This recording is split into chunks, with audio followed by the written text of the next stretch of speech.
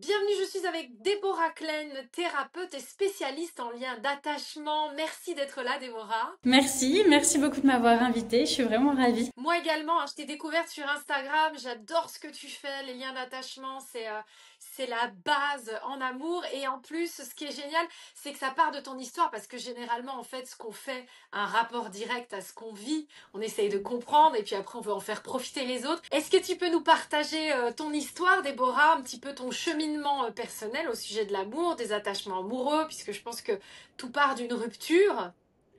Exactement, je me suis pas réveillée un matin en me disant ça y est, je vais être love coach, thérapeute en lien affectif. Ça part, en réalité, ça part d'un effondrement.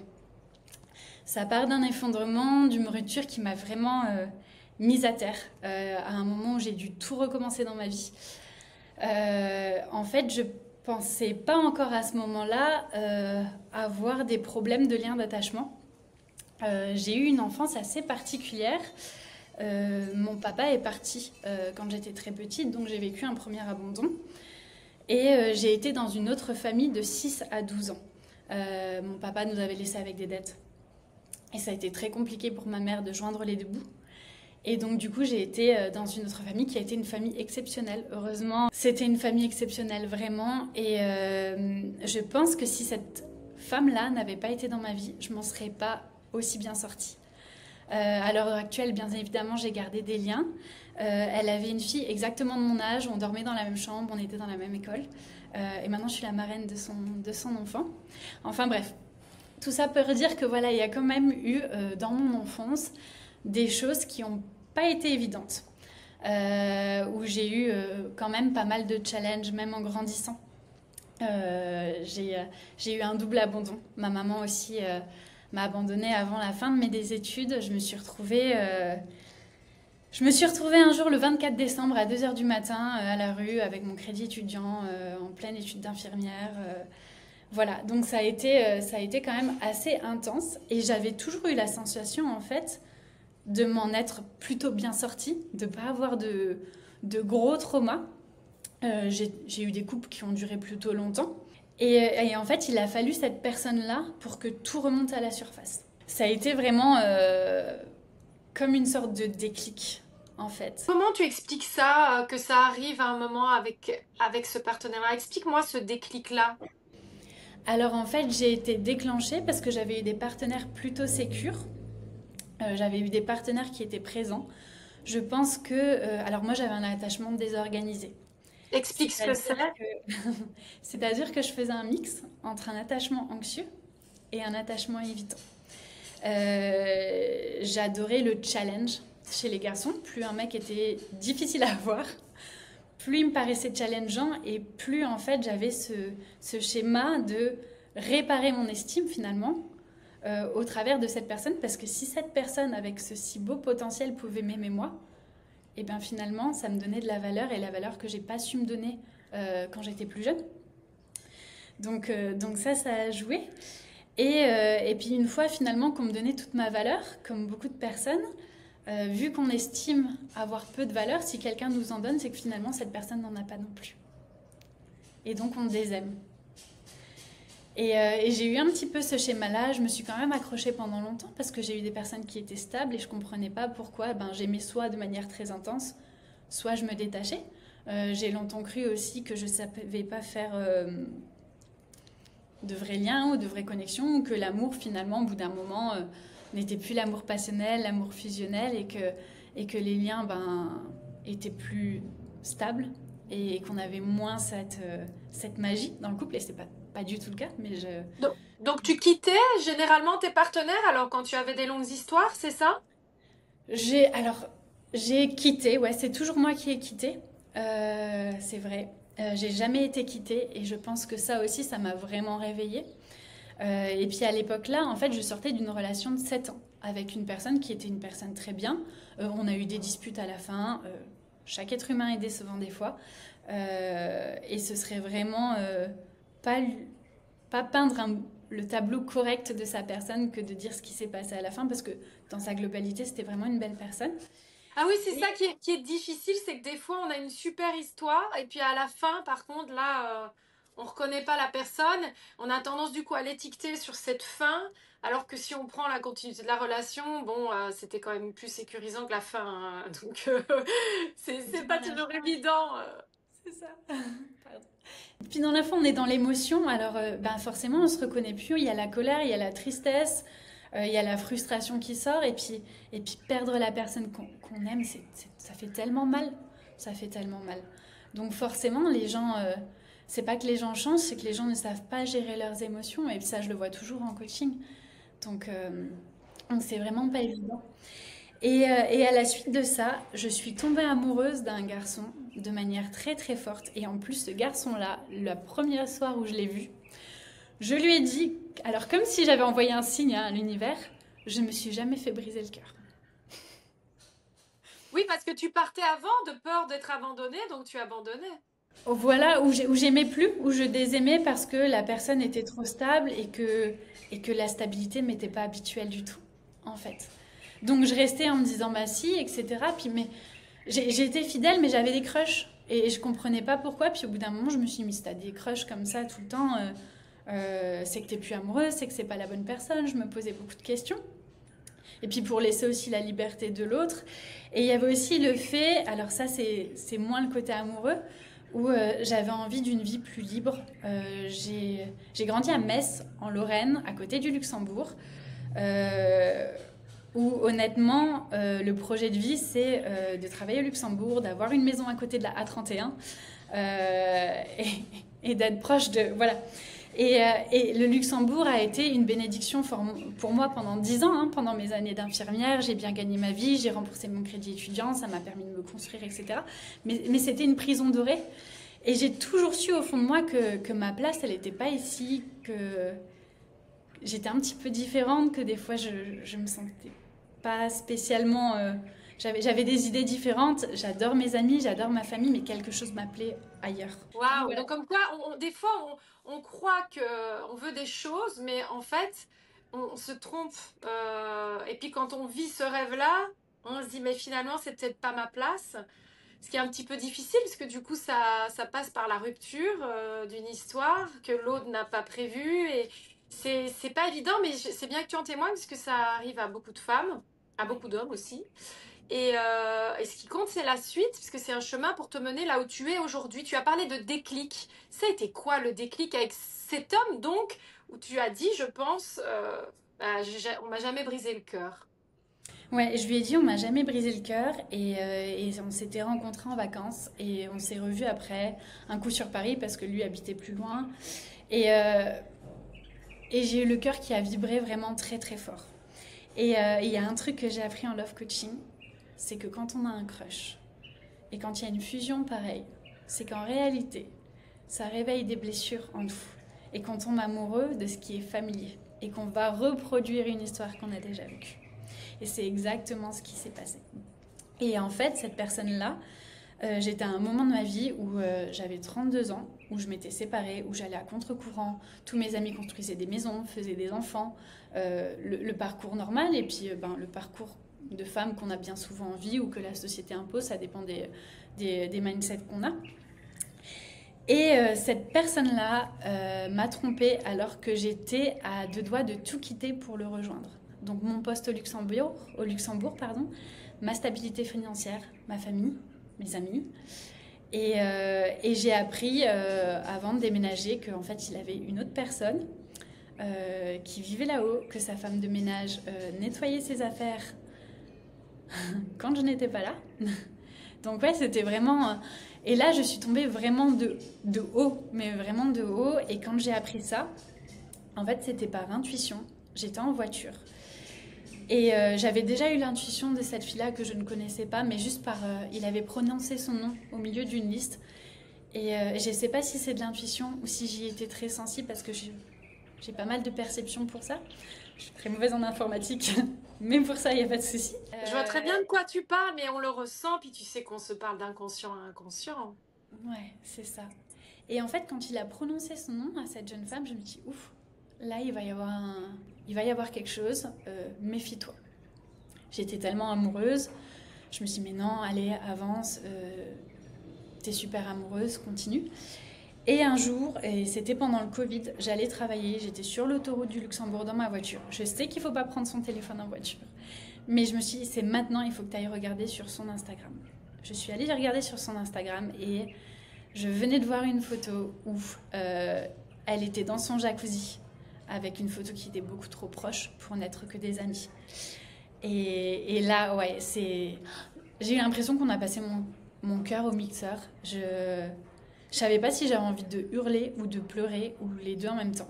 Et ça a été vraiment une descente au faisant faire. C'est-à-dire que moi qui ai quitté si facilement, j'ai pas compris pourquoi, malgré ce qu'il faisait, j'arrivais pas à l'oublier. Malgré ce qu'il faisait, il restait le numéro un. Et malgré ce qu'il faisait, je continuais à l'aimer. Et j'ai réfléchi à tout, c'est-à-dire que je me suis dit à un moment, est-ce que finalement ton chemin c'est d'apprendre à pardonner, à être moins rigide, alors que non, on pardonne pas un irrespect comme ça. Et ça a été très compliqué et ça m'a pris énormément de temps pour guérir. Ça m'a aussi poussée à beaucoup de choses, c'est-à-dire que depuis toute petite, je rêvais de partir vivre en Australie. Et, comme je m'étais créé ma stabilité financière, j'avais ma maison, c'était très dur de tout quitter, je parlais pas bien l'anglais. Et en fait, au bout d'un moment, je me suis dit, mais Déborah, t'es tellement mal, t'es tellement malheureuse, mais t'as quoi à perdre en fait? Ton diplôme d'infirmière, tu l'auras toujours. Tes amis seront là quoi qu'il arrive, ta famille aussi. Et du coup, je suis partie en Australie à ce moment-là. L'année d'avant, j'avais déjà commencé à faire un premier diplôme de coaching, mais c'était un coaching en santé. Et du coup, je travaillais en corrélation avec des psychologues et j'aidais les personnes qui souffraient de dépression, d'anxiété ou un petit peu de TCA. Troubles du comportement alimentaire, de la boulimie, de l'anorexie, voilà, ce genre de choses. C'était très intéressant, le boulot de coach, ça m'a toujours... c'est...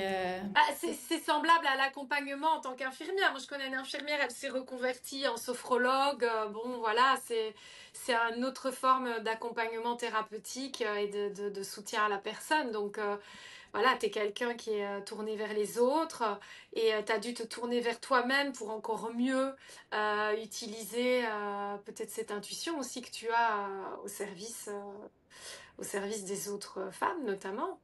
Donc comme quoi rien n'arrive pour rien. J'ai fait une vidéo justement, s'il te trompe, il y a ces 3 signes et je commence cette vidéo en expliquant que l'intuition, en fait, la personne en face pourra nous dire que c'est de la folie et en fait l'intuition vient se confirmer, se re-reconfirmer et on a des signes qui nous prouvent que et on ne veut pas les voir. Et c'est ça toute la difficulté de sortir d'une relation qui n'est pas faite pour nous parce qu'on s'attache à quelque chose qui est mauvais pour moi, notamment quelqu'un qui nous trompe, tu l'as dit toi-même, est-ce qu'on tolère pas tout cela a un rapport à nos fameuses blessures en fait. Ça nous met complètement dans le brouillard en fait. On ne sait plus où est la vérité, où est la réalité, où est le respect. On perd nos valeurs et puis on cherche à comprendre. Et finalement, pourquoi on souffre tellement si la personne ne devait plus être dans notre vie? Est-ce qu'il n'y avait pas quelque chose à apprendre? Donc cette valeur de respect qui était tellement profonde en moi, elle a été complètement remise en question. Mais comment t'as fait pour partir alors? Parce que c'est ça le truc. Tu sais, c'est ça la difficulté dans la manipulation. C'est quelqu'un te séduit parce que tu projettes. On projette sur l'autre qu'il est nous. Enfin, c'est difficile à expliquer. Tu l'expliqueras probablement mieux que moi. Mais du coup, on croit qu'il est comme nous. Et donc, même quand il nous prouve qu'il n'est pas comme nous, on s'attache au fait que s'il est comme nous et que si c'est l'homme de notre vie.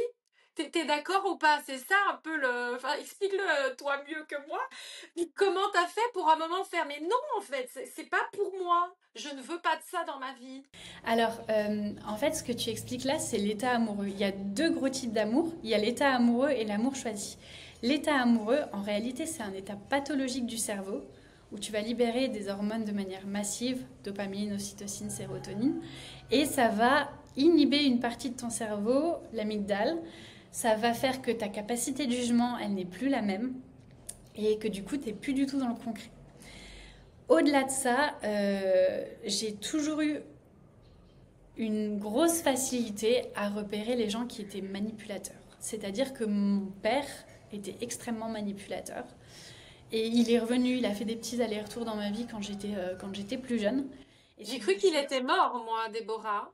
Non, en fait, il est parti quand j'avais moins d'1 an. Il nous a laissé, ma mère et moi, avec des dettes. Et il est revenu quand j'avais 12 ou 13 ans, quelque chose comme ça. Et Et, il euh, t'a et oui, raconté des histoires, c'est ça? oui, alors il racontait, il changeait, il détournait la vérité par petites phases pour que ce soit... C'était très subtil en fait. C'était vraiment très subtil. Et il y a une partie de moi, je le sentais, je l'ai toujours senti, c'est quelque chose que j'ai toujours eu en moi, même depuis toute petite, même quand ma mère finalement avait des copains, quand je lui disais, lui je l'aime pas, c'est qu'il y avait un souci. J'ai toujours eu cette Discernement, faculté. un gros discernement en fait. Voilà. Et il y a une partie de moi qui se demande aussi, c'est-à-dire que on a toujours les gènes, et j'ai quand même les gènes de mon père. Je ne manipulerai jamais quelqu'un.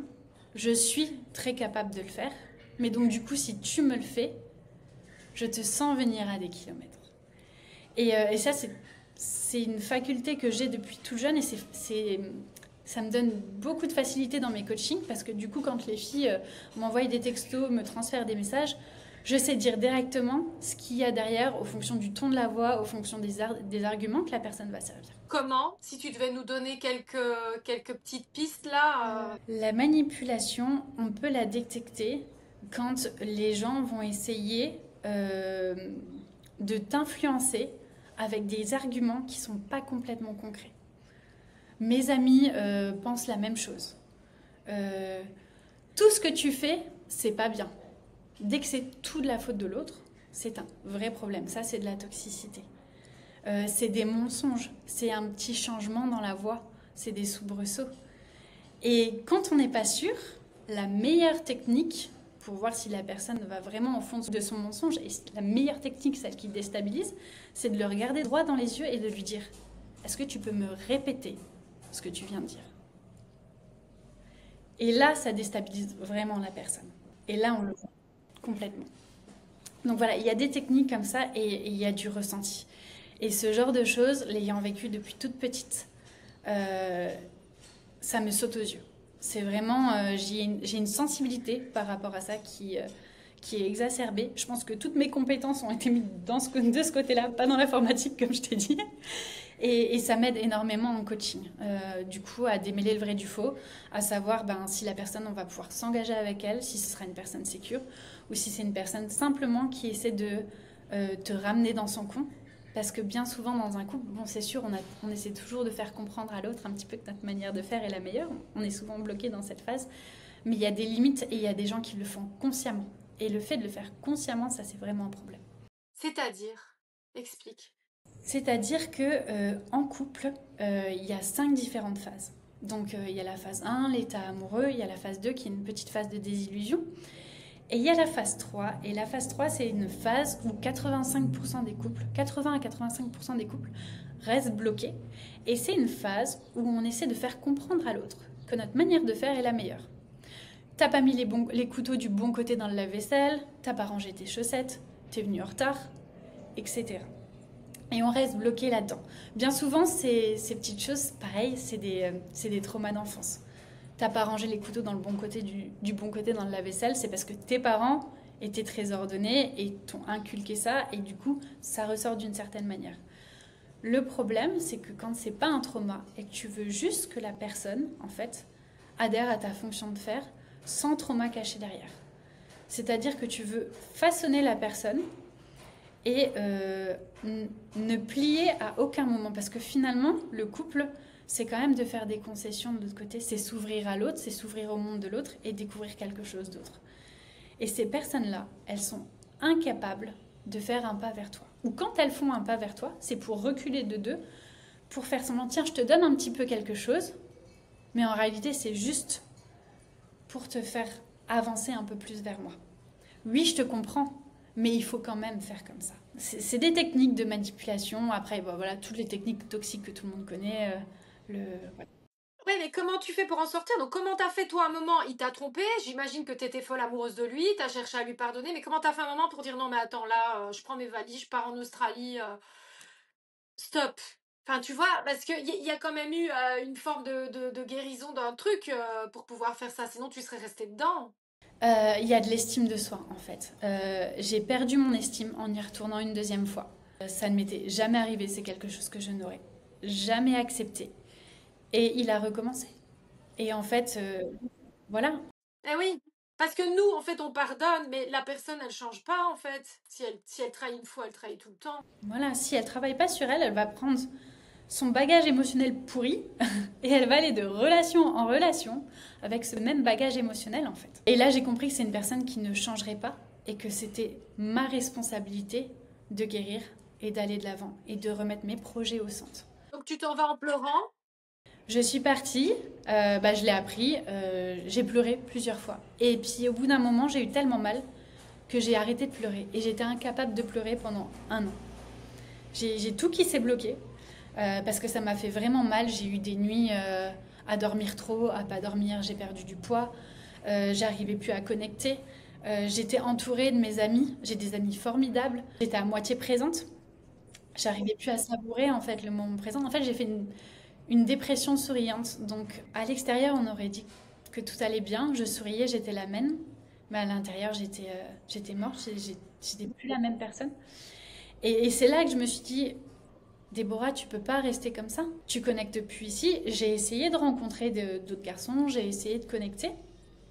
Et en plus, avec un mindset à vouloir voyager, à avoir déjà voyagé, je cherchais un petit peu une personne aussi qui avait ce même état d'esprit que moi. Alors, c'est toujours un curseur, je ne critique rien. Pour certaines personnes, c'est de l'ouverture. Pour d'autres, ça peut être de l'instabilité. Hein. Voilà, c'est nos besoins et notre vision des choses. Mais j'avais besoin d'une personne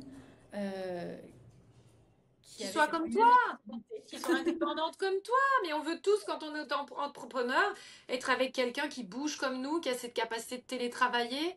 Et donc, comment tu es passé donc, je suis infirmière, j'ai ma petite maison, je suis dans un cadre qui est la normalité sociétale, à non, mais j'y vais, je lâche tout, je fais du coaching. Tout en travaillant sur moi, donc je comprends plein de choses et puis je transmets. Comment t'en es arrivé là où tu es? Et ensuite, est-ce que tu peux nous expliquer justement ce que tu as appris sur les liens d'attachement, en réexpliquant les liens d'attachement, parce qu'il y a plein de gens qui ne savent pas ce que c'est, ils vont le découvrir aujourd'hui. Alors, le premier pas, c'était un petit pas. C'est-à-dire que j'ai demandé un congé sans solde au Luxembourg, qui m'a été attribué pour service rendu pendant le Covid, parce qu'en général, ils n'en attribuent pas. Et j'ai commencé à être infirmière libérale, à faire du coaching et à voyager. Et ça m'a déjà rassurée en me disant, si tu reviens, si tu n'as plus ton boulot au Luxembourg, tu gagneras quand même correctement ta vie. Et puis ça n'allait toujours pas. À chaque fois que je rentrais en France, euh, j'avais envie de pleurer dans l'avion.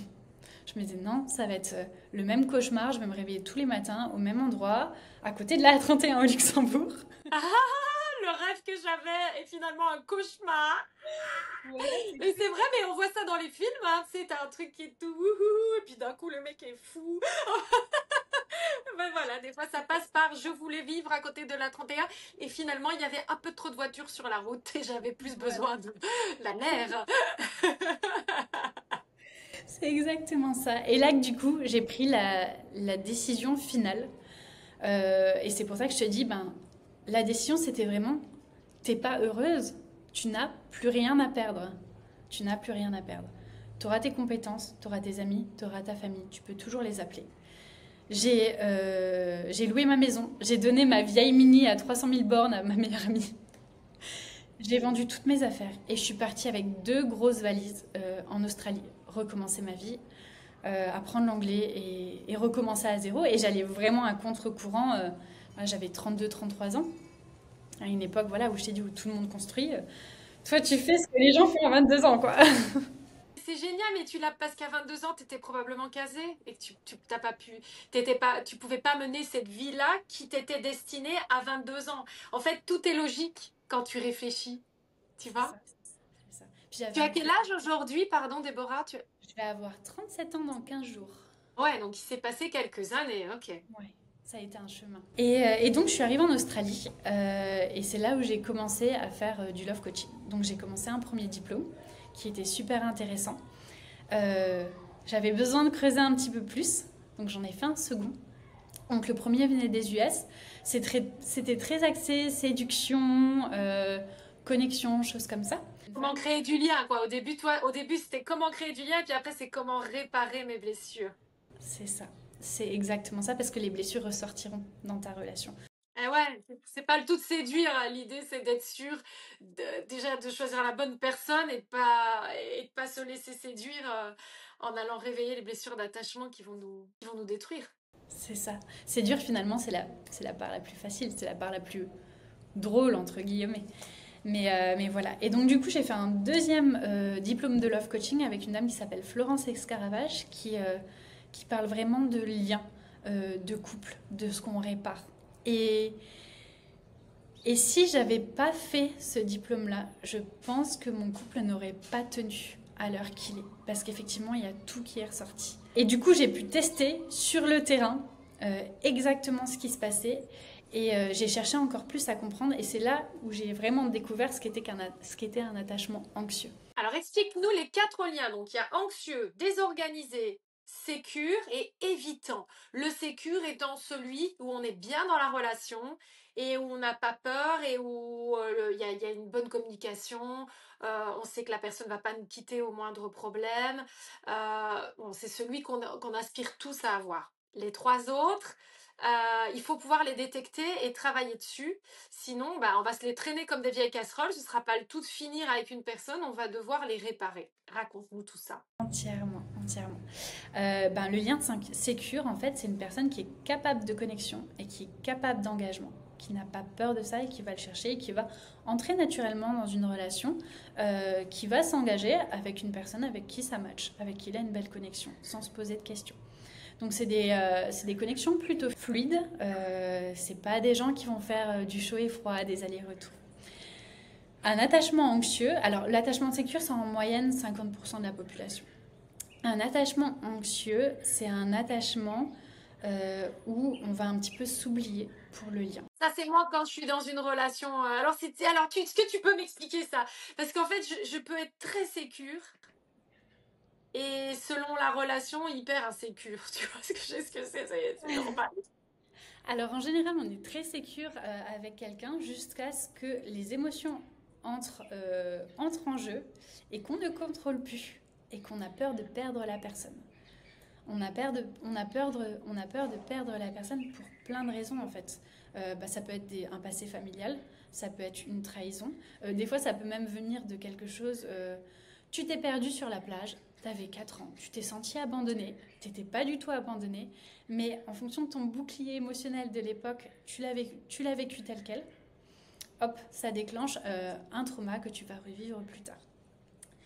Et du coup, c'est des personnes qui vont avoir peur quand on ne répond pas à ses messages, quand il y a des délais de réponse, quand la personne va sortir dans un café, parce que peut-être que s'il y a une femme plus belle et qu'elle discute avec, il va créer une meilleure connexion et que la personne va partir. Mais ouais, surtout quand on a vécu la trahison, malheureusement. Bien sûr. Et c'est normal de se protéger en fait. On a eu tellement mal parce que les gens me disent souvent j'ai un problème. Non, non, t'as pas un problème en fait, c'est normal. Si tu te fais taper 3 fois sur la tête, tu vas mettre le bras. Si tu mets pas le bras, là effectivement t'as un problème.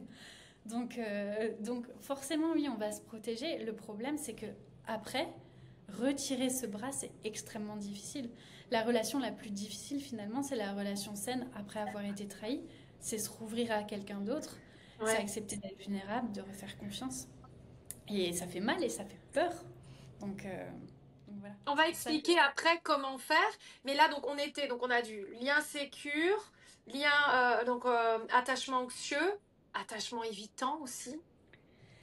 Ah oui, alors l'attachement évitant, en réalité, l'attachement évitant, il est plus anxieux que l'attachement anxieux. C'est-à-dire qu'il a tout autant besoin du lien. Mais il a tellement eu mal qu'il préfère se retirer dès qu'il y a une grosse connexion. Parce que s'il y a une grosse connexion, ça va lui donner beaucoup de responsabilités. Et en réalité, il n'est peut-être pas assez pour gérer toutes les émotions et toute la responsabilité à endosser dans une relation. Donc je vais me retirer. Et je vais faire des allers-retours.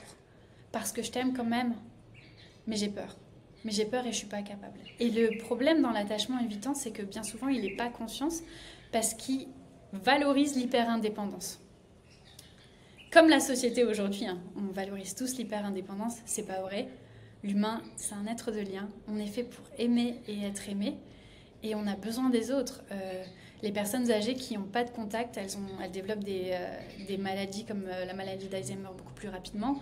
Il y a des troubles autistiques chez les enfants. On en a vraiment tous besoin et on est plus heureux et on a des capacités cérébrales beaucoup plus fleuries, si je puis dire, quand on a du contact avec les autres. Oui, effectivement, on va en parler d'ailleurs, parce que pour guérir ces blessures d'attachement, il faut bien sûr être à deux. Quand on est célibataire, on guérit pas grand-chose. Enfin, si, on peut travailler sur nous, mais quand on va revenir au contact d'un homme ou d'une femme, eh ben, c'est là qu'on va voir si le travail sur soi a fonctionné. Déjà, si on a choisi le bon partenaire et surtout comment on réagit si on est très très anxieux ou un peu moins. Enfin voilà, anxieux évitant, c'est le pire des matchs. Mais alors désorganisé, donc ça c'est ton type d'attachement. Là, ça oscille un peu entre les deux. Tu peux le raconter? Alors, Tu l'as désorganisé, en fait. vaincu d'ailleurs? Ah, Mais là, génial! maintenant, je comprends bien les deux. Donc, ça m'a donné une patience énorme, une compréhension énorme. Un désorganisé, en fait, il va switcher entre l'évitant et l'anxieux. C'est-à-dire, je vais être attirée par toi, je vais faire des allers-retours, je vais pas. Finalement, si tu es trop présent, je vais avoir la sensation d'étouffer, ça me fait peur, je recule. Et puis finalement, je suis amoureuse de toi, et quand je suis amoureuse de toi, ben, j'ai peur que tu t'en ailles parce que je ne suis pas assez. C'est une blessure vraiment profonde. Et ça vient, voilà, ça vient de parents inconstants, inconsistants. En fait, pourquoi cette personne resterait avec moi alors que moi-même je suis pas capable de m'aimer? Donc comment je peux comprendre finalement que quelqu'un d'autre puisse m'aimer si j'en suis moi-même incapable, si je suis même moi-même incapable de dire qu'est-ce que je peux amener sur la table, si je me trouve pas un minimum sympa, jolie, intelligente. Et tout ça, ça part de l'estime de soi. Et dans l'éducation, il y a des recherches aussi qui montrent que l'estime de soi, elle est en grande partie construite par le papa chez la petite fille. Donc on peut la construire tout seul, il n'y a pas que ça, mais c'est quand même une grosse partie de la construction chez la petite fille. Comment tu as fait alors du coup comment on se répare comment on répare ces blessures d'attachement? Ça veut dire que l'homme que tu as aujourd'hui est sécure ou que c'est aussi un évitant anxieux et que tu as réussi à le comprendre et que vous avez réussi à faire union là-dedans? Alors mon chéri, il était évitant. Et forcément, bah, j'étais attirée vers lui parce que du coup, il m'étouffait pas trop. C'était un challenge. En plus, c'est un très beau garçon, très souriant, très sociable. Donc oui, il a réveillé toutes mes peurs, il a fait remonter tous mes traumas. Et moi, je prends toujours le parallèle avec ça. C'est un peu comme si on était dans une piscine et que l'eau était toute claire. Et qu'on se dit, ben ça va, j'ai pas de trauma, maintenant je suis guérie, je pense plus à mon ex, tout va bien, etc. Puis on invite quelqu'un dans cette piscine. Et cette personne saute dans la piscine et elle va bouger toutes les poussières, toutes les saletés qui vont remonter, tous les traumas au fond. Et en fait, c'est pas la personne qui fait remonter les traumas, c'est des choses qui étaient déjà là, mais qu'on n'avait pas vu, qu'on n'avait pas envie de voir, parce qu'on n'a pas bougé, parce qu'on n'a pas assez creusé, parce qu'on n'a pas assez travaillé. Difficile en fait, c'est ça à un moment donné, c'est se dire est-ce que c'est le bon partenaire qui va nous faire travailler les blessures avec qui on va effectivement réparer ou est-ce qu'on fuit encore et encore et on passe à côté de quelqu'un avec qui on aurait pu construire quelque chose de vraiment bien? Il y a deux chemins pour ça. Il n'y en a aucun qui est meilleur que l'autre. On peut choisir une personne sécure. Le problème, c'est que bien souvent, on est attiré par des évitants. Hein. Mais on peut choisir une personne sécure, on peut décider de s'engager avec elle et on va être moins déclenché, on va être plus apaisé, on va apprendre un amour différent, un amour choisi. Ou on peut prendre le chemin finalement de l'état amoureux, de cette personne qui nous est complètement insécure. Mais ça va être un chemin chaotique, brutal, semé d'embûches, de pierres. Mais après, c'est un choix aussi en fonction de ce qu'on veut. Moi, personnellement, pour ma personnalité, travailler sur moi avec quelqu'un d'évitant, avec quelqu'un qui voyage, ça m'a rendu ma liberté. Lui rendre sa liberté, le laisser faire ce qu'il veut, avoir confiance en lui. Comment t'as fait? Comment on fait justement quand on a vécu une trahison pour se dire que ça va pas recommencer? Bon, j'imagine que le changement de partenaire aide. Voilà, mais non? Ah vas-y, je suis très très curieuse. Comment tu as fait? Moi j'ai du mal aujourd'hui. Voilà, blessure d'abandon et clairement un manque de confiance en mon partenaire. Et parce à la base, parce que j'ai peur que ça recommence. C'est un travail qui est très introspectif, c'est un travail long. Il faut déjà alors regarder en soi, voir où sont les blessures, à quoi elles sont liées, passé amoureux, passé familial. Prendre la responsabilité de ce qu'on a accepté, de ce qu'on a accepté de cacher sous le tapis, de ce qu'on n'a pas voulu voir. Parce qu'on va être honnête, en tant que femme, quand on se fait tromper, à 99% des cas, on le sentait. Il y a des comportements qui étaient différents, le téléphone était retourné, il changeait son code, il n'était pas disponible aux mêmes heures. Il n'était pas disponible émotionnellement. On peut peut-être expliquer ce que c'est un homme indisponible émotionnellement tout d'un coup. Aussi, oui. Alors un homme indisponible émotionnellement, c'est un homme qui va être présent pour prendre ce qui lui est avantageux. Ta valeur, ton corps, ton amour, ta présence, ta loyauté. Mais qui va jamais te donner une stabilité en retour. Parce qu'il n'est pas capable, parce qu'il n'est pas ouvert, peut-être qu'il a d'autres traumas. C'est pas forcément quelqu'un de méchant, des fois ils le font pas exprès. Hein, c'est un autre trauma, il n'est pas capable, il n'est pas guéri. Il y a des gens qui le font parfaitement consciemment aussi, hein, ça dépend. Mais un homme émotionnellement indisponible, il n'est pas capable de se mettre en couple, de t'apporter une étiquette, de t'apporter de la stabilité, d'être ouvert à ta vulnérabilité, d'accueillir tes émotions et de s'ouvrir à ses émotions aussi. Et dans une relation, c'est pas possible. Dans une relation, on a besoin de cette communication, on a besoin de cette vulnérabilité. Et c'est normal aussi d'avoir peur de perdre son partenaire. C'est normal, on peut faire 80% du chemin, mais même moi en tant que thérapeute, je suis ravie qu'il parte en vacances, des fois 2 semaines tout seul, surfer. Puis je travaille sur moi, j'ai fait mon travail, je suis apaisée. Et peut-être qu'un soir, comme ça, je vais avoir besoin de l'appeler, je vais avoir besoin de lui dire, écoute, je suis ravie que tout soit là-haut, mais aujourd'hui j'ai un petit peu peur. Il y a la petite fille en moi qui a peur encore que tu l'abandonnes. J'ai besoin d'être un petit peu rassurée. Et c'est ok. C'est ce qui fait que la relation dure aussi. Il te culpabilise pas de ressentir ce que tu ressens. Bien sûr, bien sûr. À partir du moment où le travail est fait, il peut aussi comprendre. On est tous humains. Il a aussi des besoins peut-être qui sont différents, que moi je vais combler aussi. Alors il ne faut pas mettre le bonheur dans les mains de l'autre personne. On peut expliquer qu'on est en chemin. Mais il faut l'expliquer de la bonne manière. Et il ne faut pas que ce soit trop récurrent. C'est-à-dire que si tu l'appelles tous les 2 jours en lui disant j'ai besoin d'être rassurée, c'est qu'effectivement il y a encore du travail.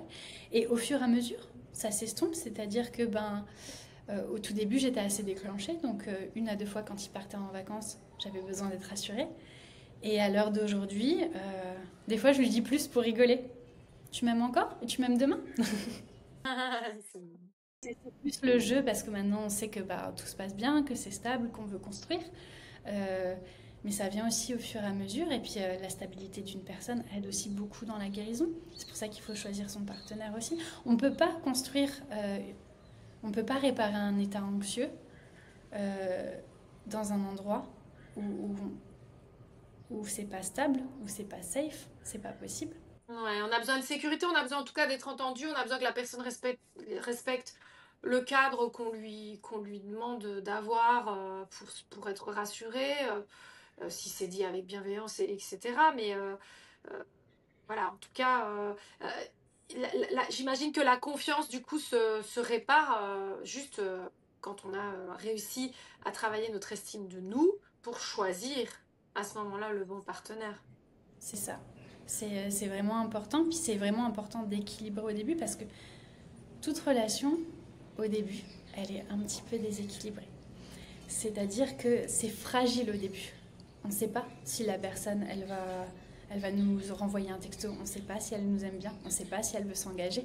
Et ça, c'est pas évident au début. Et c'est pour ça, moi, quand j'accompagne les filles, elles ont un accès quotidien, surtout pour les moments-là. Et quand elles me disent, il m'a pas répondu depuis tant de temps, là on va ensemble. Ok, ça c'est normal, ça c'est pas normal. C'est-à-dire que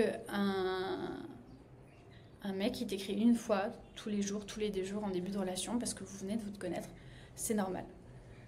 Si ton chéri, il te répond 48 heures après, et vous êtes en relation posée, c'est pas normal. Voilà. C'est quand même particulier. C'est rétablir un petit peu ça, et rétablir aussi ce qui est normal. Et puis, pour garder la séduction, il faut de l'espace. Il faut tirer sur l'élastique. Et le problème, c'est que quand on a un attachement anxieux, on a tellement peur de perdre le lien qu'on se rend complètement disponible.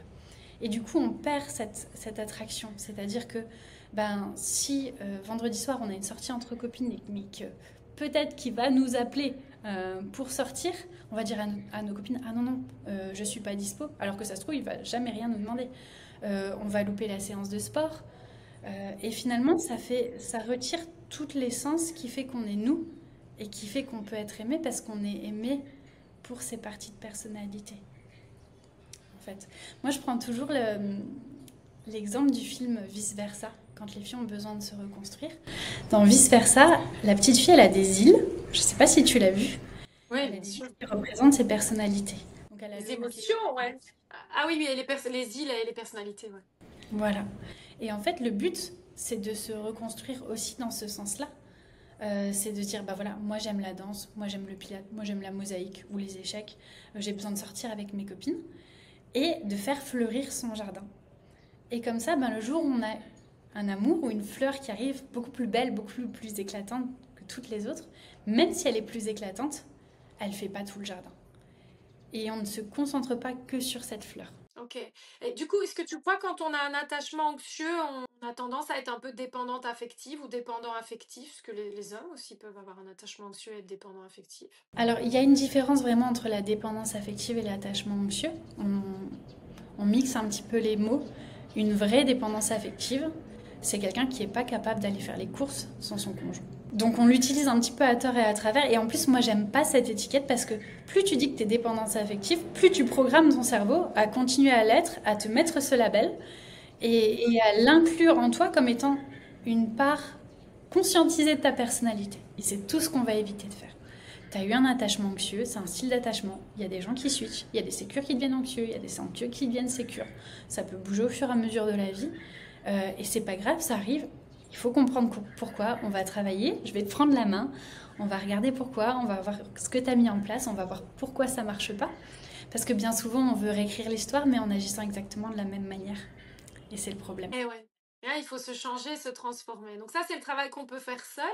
Si tu avais justement 5 conseils à donner pour éviter tout de suite de choisir le mauvais partenaire, on va dire un partenaire ou une partenaire émotionnellement indisponible, donc qui va nous faire taper totalement dans nos insécurités une fois sortis de la fameuse lune de miel, comme on l'appelle.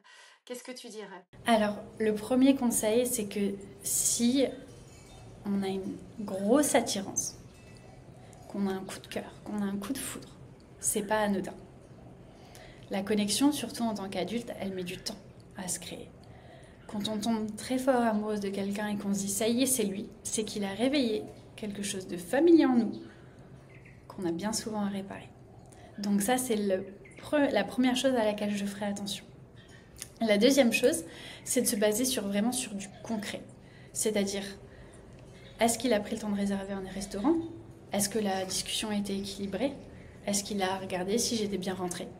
Est-ce qu'il s'est bien comporté avec le serveur ? Est-ce qu'il s'est intéressé à moi ? Vraiment ? Et pas se baser sur j'ai un chalet à la Baule, n'importe quoi. Peut-être que dans 2 mois, on pourrait y aller, on se ferait un super week-end. Et puis toi, en tant qu'attachement anxieux, tu te bases sur le potentiel et t'attends que ce chalet à la Baule. Et finalement, il peut te mettre 3 lapins par semaine. T'attendras ce chalet à la Baule.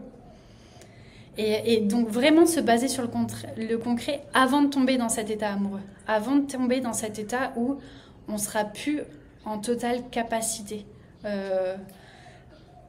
C'est vraiment, c'est pas évident. Je vois de quoi tu parles. En fait, l'idée, c'est d'apprendre à connaître la personne avant de se dire que tu peux potentiellement tomber amoureuse de ce que tu vas construire avec cette personne. C'est ça. Poser ses attentes dès le début.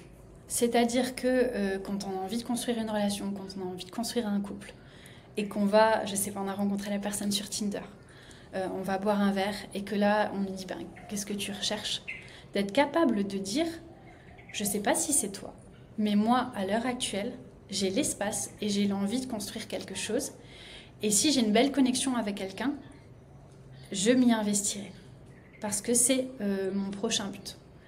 Mais vraiment me dire, et quoi de plus attirant en fait qu'une personne, homme ou femme, qui sait ce qu'elle veut, qui le dit, Et finalement, si la personne, elle n'est pas dans ce mindset-là, tant mieux, t'as perdu du temps, c'est une redirection. Quelqu'un qui veut vraiment construire, il partira pas, en fait, si la personne lui dit les choses comme ça. Alors, bien entendu, il faut pas lui dire « Ah, je veux construire à tout prix, etc. » Ça peut faire peur, mais juste de dire que voilà, c'est ce que j'ai envie en ce moment-là, j'ai l'espace, à voir s'il y a une connexion, à voir comment ça se passe. Ça, c'est vraiment important. 4e point. Alors, ne pas prouver sa valeur. Ne pas prouver sa valeur. C'est-à-dire que quand on a eu un attachement anxieux, on a tendance à avoir l'estime de soi qui est basse. Et donc, du coup, on va se dire que si la personne met du temps à se décider, mais que nous, on reste, qu'on va être loyal, qu'on va être gentil, qu'on va être patient, il va nous choisir nous. Et donc, du coup, on va se mettre dans une position où on va donner toute notre valeur à quelqu'un qui ne va pas forcément l'avoir, parce que malheureusement, chez l'être humain, tout ce qui est gratuit n'a pas de valeur. Donc, si on donne tout comme ça ne va pas fonctionner. Et bien comprendre qu'on est aimable tel qu'on est. Et qu'on n'a pas à se surinvestir, on n'a pas à surdonner. Le couple, c'est vraiment un équilibre. C'est vraiment un équilibre. C'est une team et il ne doit pas y en avoir un qui prouve plus à l'autre. Ça doit être équitable, en fait, c'est ça. C'est un 5e point. Faire attention aux amours que j'appelle feu de paille. C'est-à-dire ces amours qui prennent très vite. C'est un homme qui va traverser la ville à 3h du matin pour venir te voir. Il va t'écrire 25 messages par jour. T'es la plus belle, t'es incroyable, t'es potentiellement la femme de sa vie au bout d'1 ou 2 semaines. Ça, il faut vraiment se méfier. Ça s'appelle du love bombing. Donc, peut-être que la personne a l'habitude qu'elle veut autre chose. Peut-être que la personne n'est pas stable non plus. C'est vraiment des choses, il faut se méfier au début directement et reculer.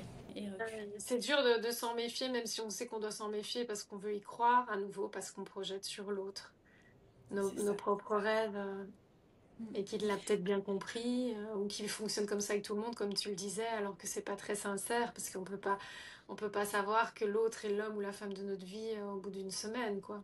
À nouveau, c'est un mode de fonctionnement qui est un peu inconscient, j'ai l'impression, et qui effectivement n'est pas gage de qualité, en fait. Oui, et ça peut être complètement destructeur. Et il y a certains mecs qui savent très bien ce qu'ils font, comme ça. Mec ou nana, hein. Ouais, bien sûr, homme ou femme, hein, on est vraiment sur les deux sexes. Ouais. J'ai 15-20% d'hommes, mais c'est vrai que majoritairement j'ai des femmes, donc j'ai cette tendance. Et pour terminer, est-ce qu'on peut donner 3 conseils pour aborder une nouvelle relation en étant détaché de ces fameuses blessures, abandon, trahison, injustice, ou encore rejet qu'on aurait vécu au sein d'une autre relation? Parce que ce qu'on n'a pas réparé dans cette relation, on va forcément refaire écho dans une autre. Comment on fait? Il va falloir vraiment travailler sur soi, voir ce que ça a réveillé à l'intérieur. Il va falloir se rouvrir à une relation saine, petit à petit, lui laisser de l'espace, refaire confiance. Ça, c'est vraiment très difficile, parce que quand on a intégré que finalement, si le téléphone était retourné, eh ben, c'était le moment où on se faisait tromper parce qu'il voulait cacher les messages. Peut-être que par habitude, la personne va retourner le téléphone, ou parfois même par respect parce qu'on est à table et qu'il veut juste avoir, finalement, se concentrer sur ta personne. Et là, d'un seul coup, hop, on va dire, ouf, il me cache quelque chose. Est-ce que je dois me méfier? Qui est-ce qui va l'appeler? Et là, il faut revoir tous ces mécanismes. Il faut revoir tous ces mécanismes, voir ce qui a fonctionné, ce qui n'a pas fonctionné, ce qu'on recherche. Il faut exprimer ses besoins aussi. Et c'est un travail profond, c'est un travail, en général, ça prend bien 2-3 mois à aller profondément.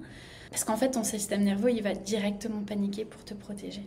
En fait, il veut pas que tu sois heureux, il veut juste que tu survives. Et comme c'était quelque chose d'extrêmement difficile pour toi, il va se mettre en alerte. Et il faut bien différencier entre l'alerte du système nerveux, ce qu'on a vécu par le passé, et dissocier le fait que mes pensées ne sont pas la réalité. Constamment se baser sur le concret. Qu'est-ce que la personne fait pour nous? Un mec qui trompe, il n'est pas disponible bien souvent de 20h jusqu'au lendemain matin. Donc si on a des petits messages, des OK répondus à la va-vite quand il est aux toilettes, voilà, parce qu'on en a vu, hein, c'est là en fait où il faut s'inquiéter. Mais pour des messages ou des choses comme ça. Et surtout pas ne pas rentrer dans le contrôle, parce qu'on aurait cette tendance à qui t'écrit, pourquoi, etc. Et si vraiment on est impacté, plus lui dire dans le sens, écoute, il faut que je te dise quelque chose, j'ai été trompée. Et là, j'ai vu quelque chose sur ton téléphone. Je dis pas que c'est toi, mais ça réveille quelque chose en moi.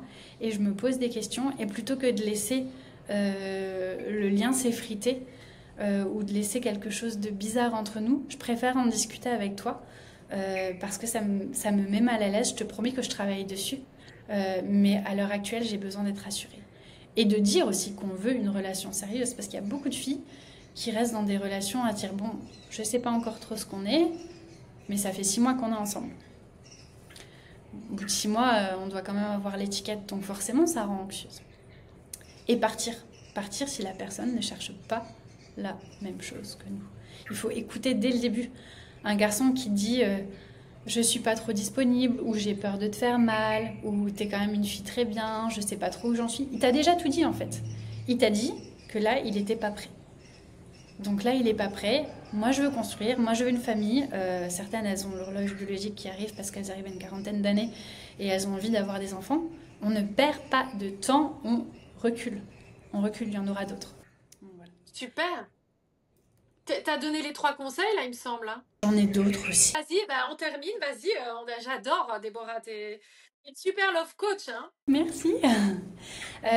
L'erreur que je vois aussi beaucoup en début de relation, c'est qu'on essaie de sécuriser la relation. C'est-à-dire que on a vu la personne le vendredi soir et avant qu'elle nous quitte, alors on se revoit quand? Non, non, on ne sécurise pas la relation. On laisse le temps à la personne de revenir, de se dire cette personne était bien.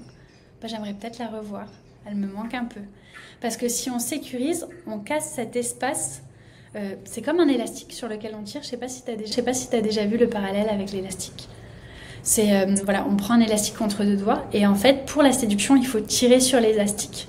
Il faut laisser cet espace. Si toi, tu te rapproches constamment de l'autre, l'élastique, il est plus tendu et le lien, il s'effrite. Et c'est vraiment très, très important de laisser cet espace-là. Et en plus, quand on sécurise la relation, ça veut dire à l'autre, j'ai peur. J'ai peur que je ne suis pas assez. J'ai peur que tu ne veuilles pas me revoir. J'ai besoin d'être validée. C'est pas sexy. On va être honnête, c'est pas sexy. Donc on ne sécurise pas la relation. Si la personne, elle veut nous voir, elle nous réécrira. Elle nous renverra un message. Il n'y aura aucun souci. Mais c'est pas parce qu'on dit, finalement, est-ce qu'on se revoit dimanche, que la personne va changer d'avis. Donc il faut bien garder ça aussi en tête.